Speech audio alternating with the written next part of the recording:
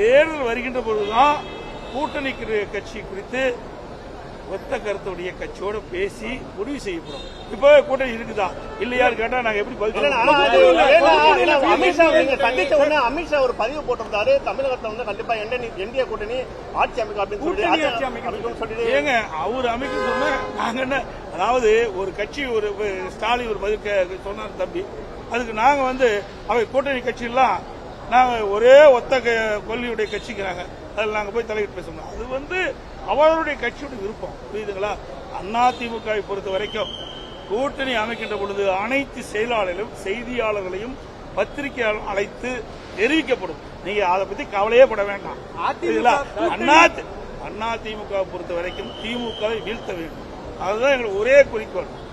அந்த அதிமுகவை பொறுத்த வரைக்கும் திருப்பி நான் சொல்லிட்டேன், புரியுதுங்களா?